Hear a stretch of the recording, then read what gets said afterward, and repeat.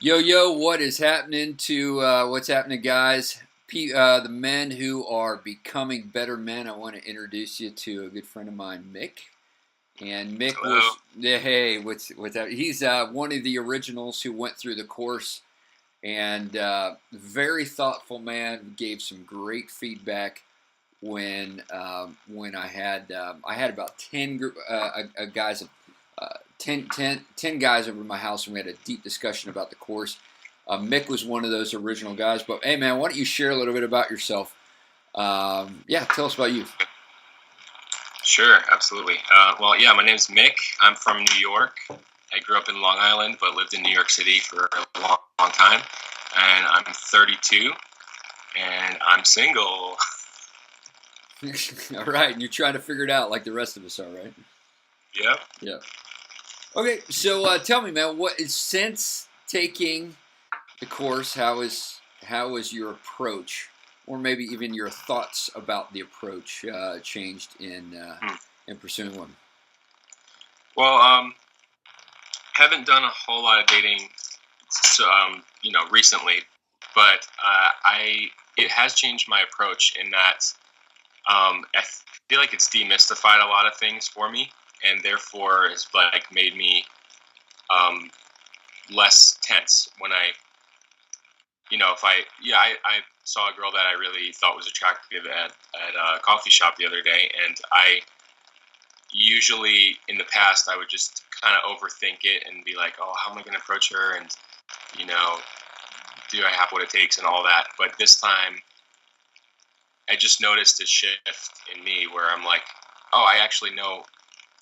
Like it didn't feel intimidating or mysterious to me. Like specifically the part that you taught about, the first date doesn't have to be super long. Like, just do little bits at a time and build on that. That little Yes. things like that really put me a lot more at ease when it comes to dating. When we have the right level of knowledge and Yeah. the right skills to walk into a situation, it really helps your confident levels. Like, for those who obviously, you guys who haven't taken the course, one of the statistics that I mentioned is that first dates that go longer than 3 hours are over an 80% chance that they're not going to go into a second date. And the reason that is because we give too much too fast. We want to think Yeah. of dating in terms of regular relationships where we usually have small bursts of each other, and heading toward a deeper relationship. So Yeah. yeah, And I've done that before. I've done the 3, 4, 5 hour first date, and that really helped a lot. And basically, it just takes the pressure off of totally. uh, the first date. And even if you're having a good time at 45 minutes, an hour in, a little over an hour, cut it short, or cut it off, and then you're building anticipation for the second one. So Yes, yes, exactly. huge. Okay, so the course is designed to correspond with the 5 stages of dating, which is attraction, uncertainty, exclusivity, intimacy, and engagement. Which teachings videos were most helpful for you when you were going through the course? Which teachings were most helpful for you? Okay. I would have to say the uncertainty module helped me a lot because I just realized that the ebbs and flows are really normal and really natural. Like, it's for me, sometimes an added level of anxiety is like if I think that what I'm feeling is not normal. But if I know that it's normal and natural and very common, then that really puts me at ease because then I know, oh, I'm just in the uncertainty phase, and it doesn't mean that I'm not into her, or it doesn't mean that I am, I am freaking out a little bit, but it doesn't mean that like that the relationship's not going to work out just because I'm feeling a little bit of uncertainty. It's like this is very common in that phase of a relationship. So that really put me at ease a Uh, lot. absolutely, and so just to put it in perspective for guys who don't know what we're talking about, we're going to move when we move from being attracted to a woman.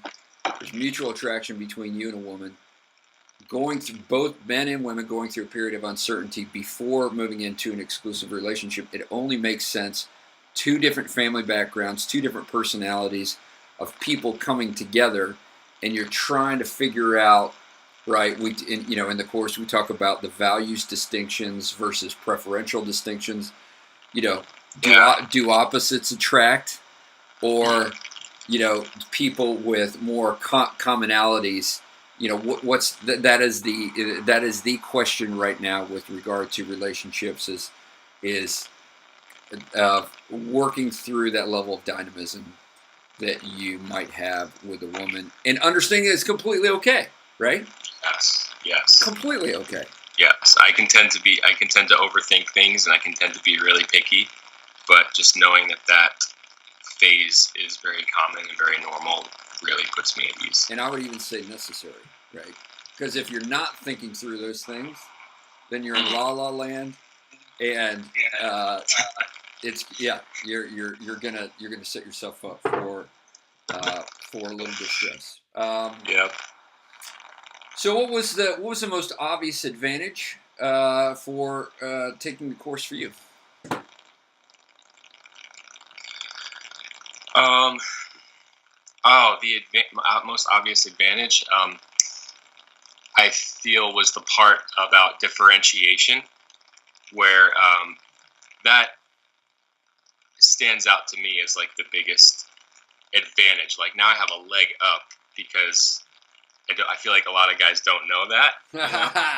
And what you said about differentiation is basically, it's like what makes you stand out among every other guy. And I realized that can be anything. It doesn't have to be like, I'm the most athletic, best looking, most, successful financially, any of that. It just means you're differentiating yourself in a way that it can be even in a silly thing like knowing the rules of Settlers of Catan really well, and or like leading a game of Dungeons and Dragons really well. I mean, maybe that's a really nerdy one right there, but it just shows that you have authority, that you have, it's like, ooh, he just took charge just then. Like, because he really knows his stuff in whatever that area is. So for me, I work as a professional animator, artist. So, maybe if a girl I was interested in saw me teaching a class on that would maybe differentiate me and make me really stand out. And that can be really attractive to a woman. Oh, absolutely, man. And if you go in and now knowing, right, that something that you are confident in, something that you are uniquely gifted in, and you own that space, right? When you go into having a conversation, to me, when I hear that, I'm like, oh, just from guy to guy, that's super cool. Like, you never hear you never hear of other people that are animators. I'm like, oh, that's super cool. But the fact that you can now walk into a situation with a woman and confidently own that space, right? Yeah. It comes across as, hey, this is who I am, and this is a differentiation about who I am that's different from any other guy, right? And it's appealing. Yeah, and it's a really great idea to maybe set up or orchestrate some moments where she is seeing you in action, like in your sweet spot, if you will. Like, I don't know, like maybe inviting her to come see you teach a class, or inviting her to come see you at work or something, where you're being a total boss and just crushing it. Yeah, absolutely, man. So one of the most common questions that I get from guys: how do you pursue a woman, right, that you're friends with, and you don't want it to be weird? You don't want it to set up. You don't want it to be weird between you and she. And so, based on what you've learned, how would you answer that question? Well, I've fully believe in not dating to get to know someone, but dating them because you've gotten to know them and because you've seen them in a lot of different scenarios and they've impressed you not only by being attractive, but like their personality, their character, their integrity. So I really think the only way, for me personally, I would only want to date someone who I know pretty well, who I've spent a good amount of time around. So I would say, like, go for it and don't be afraid of what could go wrong, but think of, like, what if this could go right? What if this went right and turned into a really amazing relationship? Yeah, I personally struggle more with, like, how do I date a girl who I am not friends with because she's not in my friend circle. Yep. You know, we're not around each other a whole lot, but I'm attracted to her, and it's like, I'm over here in this circle and she's over there in that circle, and how do I make our circles come together, or how do I get her into mine, or get into hers? So that's what I personally struggle with more. Because I have a history of dating girls that I am already friends with. Okay. I think if you really, just going back to the original question, Yeah. I think if you honor each other really well, and I mean, the reason things end poorly, like, I'm friends with most of my ex-girlfriends, and I do think it's possible. Totally believe it's possible. As long as you honor each other really well in the dating process, and no one takes advantage of each other, no one tries to control each other. If it doesn't end up working out, you can totally still remain friends, even if you break up or whatever. It doesn't have to mean the end of the friendship if you try to date and it doesn't work out. Yeah, that's my personal opinion. Bro, you are hitting the better man, the better men, right? They give value, they know their value, and they give value. I love it. Yeah, and so you've actually been able to, most of the women that you've ended up dating, you've been friends with them, and you've been able to, keep that friendship without it becoming weird. Let me see if I can. Let me throw this out there. A lot of guys that I work with that are friends with a woman, and they're attracted to them. But one of the issues that I see is they go all the way to intimacy, right? So by the time that they go to express their attraction, they're like deeply in it, man. And when they're deeply in it, right? It can create that awkward weirdness. So what I try to encourage guys to do is that even by confidently expressing attraction, women are often attracted to that.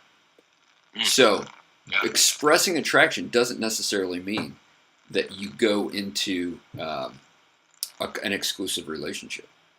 It merely means I'm giving that other person an opportunity, whether or not they find me attractive. So do you think that if you express that too boldly, too quickly, that could maybe scare a girl off or something? Like, hey, up to you, I think you're cute. Like, if it's too fast and too bold, could scare them away or something? Well, it's kind of twofold. To really be strategic at it, right? We want to set up the possibility for differentiation, right? Okay, so yes, to answer your question, yes. If you have not established your differentiated self, more than likely you're going to walk into rejection. Okay. But so that's a good first step, is to differentiate yourself. Well, even remember video number 3 of module 2, which is about learning to read her nonverbals. If you learn to read her nonverbals in such a way as whether or not she's communicating to you that you are differentiated, then you're given that open door to walk into that space. On the other hand, there's a lot of guys who are very into a friend, right? Very into a girl, and they let it linger and they let it fester, right? And what that does is that prevents them from opening themselves up to a variety of other women. And so what I encourage is, if you're at that point, usually what they're in their subconscious, they're usually connected on a deeper level with her than she is with him. So there's all this mismatch, right? So I want to break that thing, right? Yeah. Express your attraction if she's there, awesome, right? Or if you're giving her space to figure it out, awesome. And if she's not, you're going to know right away. And man, we got to move on. You know what I'm saying? Amen. Instead of lingering for, I see guys that linger, and because they're afraid of rejection, right? Oh, so they don't separate, but they don't press in either. So they just kind of they're in that weird space, and they fail. They haven't really. And we talk about this, but establishing your manhood, establishing your core. If you're establishing your core, you can throw it out there, and the rejection grief, maybe it'll last for a couple days, but man, it's worth it a couple days rather than hanging around for 2 years. Yeah, totally. A lot of guys do that too. Yeah, it's unfortunate. Okay, so a couple more questions. The better man concept is the idea that we never arrive, but we are always becoming. And, and to become better men, we need to hang out with better men. So I want to give you an opportunity. Who are the better men in your life that you look up to? Give them, give you time to honor them, and express your value in those guys. Absolutely. Yeah, I'm really, really blessed to have really great guys around me. Just 3 of my closest friends. My friend Niels, he's amazing. He's one of the most encouraging people in the world. And even when we have conflicts, we always work through it. And there's just this great dynamic of we're always going to work through things together and strengthen each other, build each other up. My friend Joey, he's my housemate. He's also one of the most encouraging people I know, and helps me process a lot, and I help him process a lot. And it just feels like I'm here in California, away from my family, but living with him feels like I have family right here, right next to me. He's my roommate, so. Cool. And my best friend Nathan, he just moved here from New York to California. He's doing school at Bethel, and he's just a total gift from God to me. He fully lets me be myself and lets me be silly and wild, and I never feel judged by him. And he just makes me a better man just by being him. Yeah. And I have a mentor too. His name's Brandon Rice, and he just believes in me.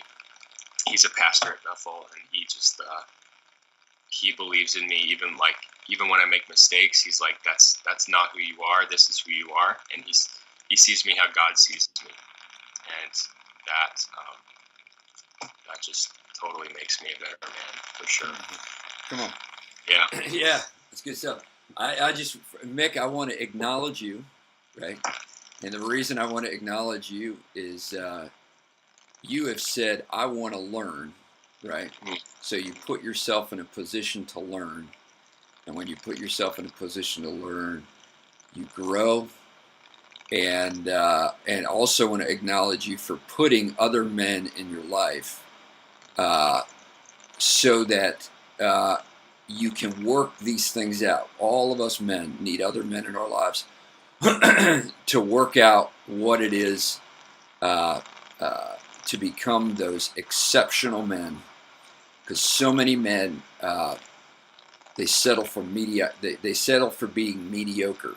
And oftentimes the reason they settle for being mediocre is because they're isolated. Right?